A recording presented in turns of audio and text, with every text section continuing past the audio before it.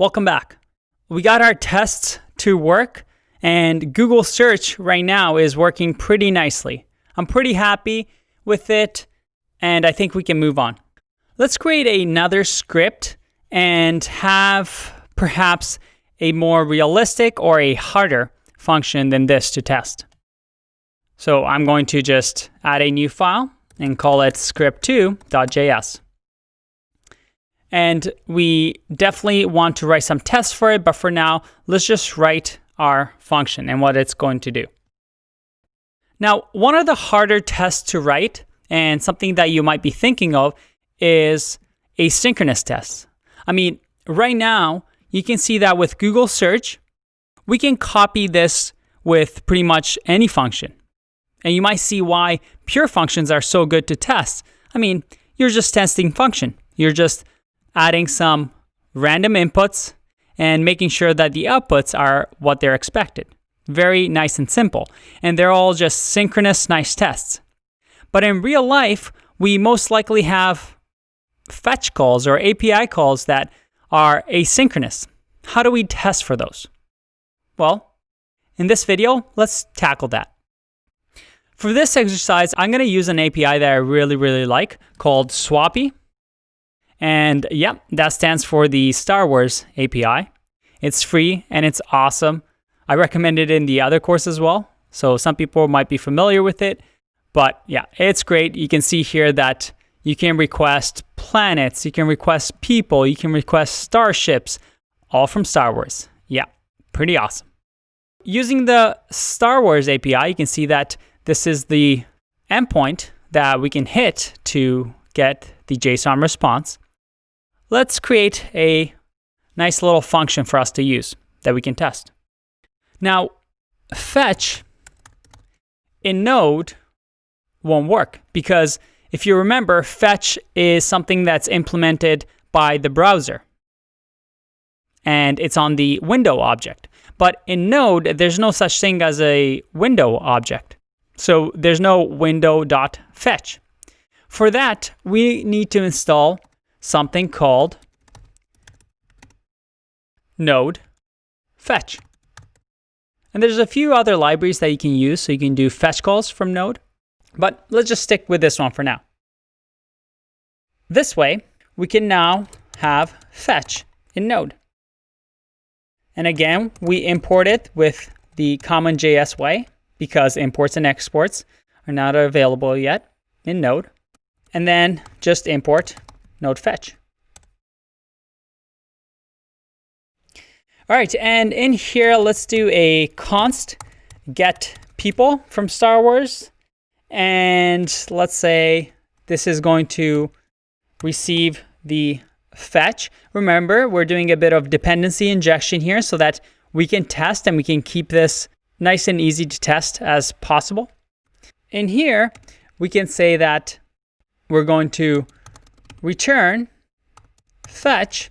And I know this is a little bit redundant because we could just not have an input and have fetch, but it shows, I think, dependency injection really well. And this isn't something that you necessarily always need to do, but for this purposes, I think it's a good way for you to get familiar with dependency injection.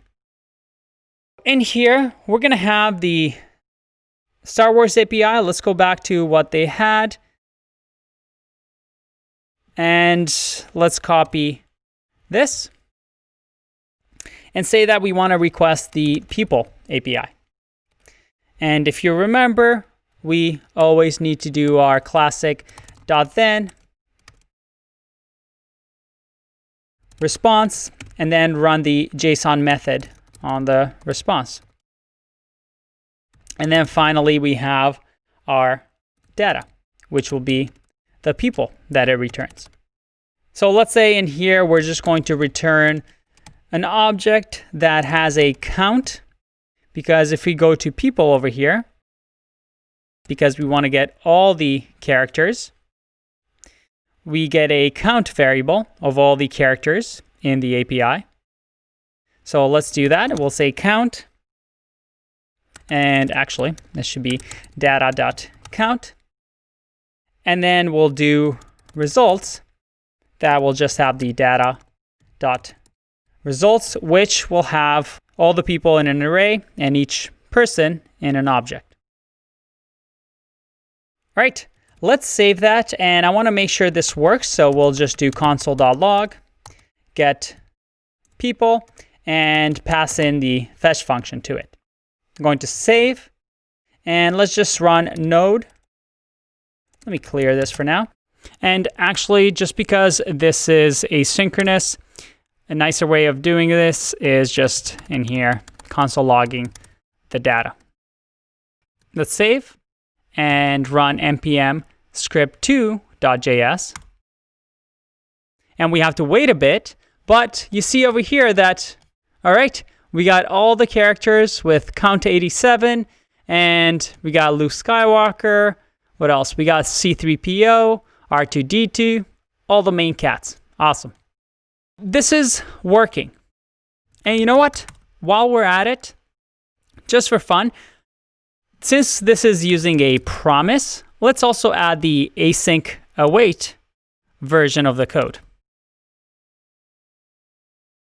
And let's just remove the call and just say that get people is going to use the async await.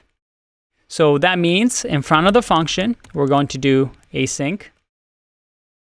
And now we can use the await keyword. So we can just say const get request equals await the fetch call. And now we can say that the const data again equals await the get request .json, and now we can remove the .then and keep everything the way we had it. Let me add the semicolons, and let's just make this smaller so you can see better. And we can move this on this line. You can decide for yourself what looks cleaner. But let's test out this as well to make sure that it works. So get people, and we'll add fetch.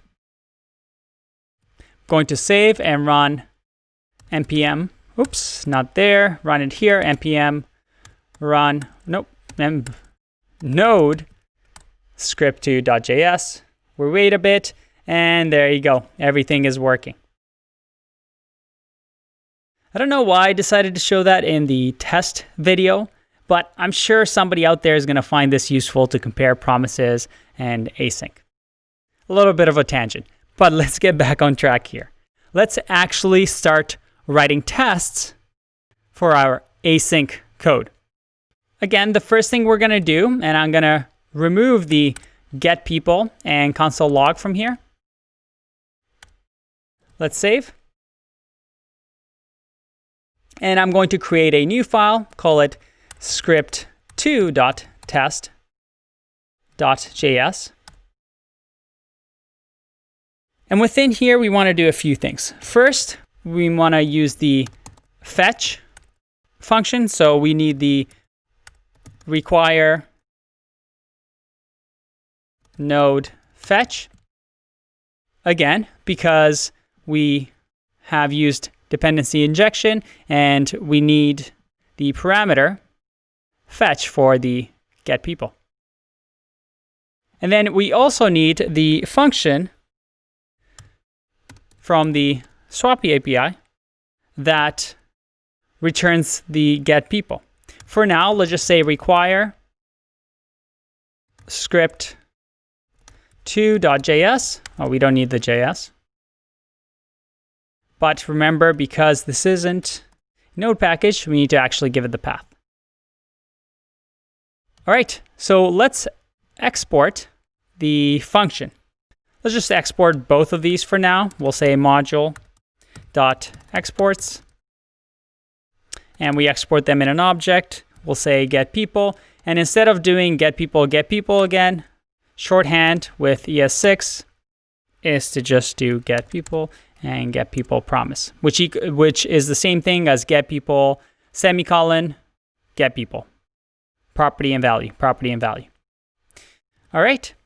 So now within here, we'll have access to our functions, both of them. Let's take a break, and in the next video, we're going to finish up this test. I'll see you in that one. Bye-bye.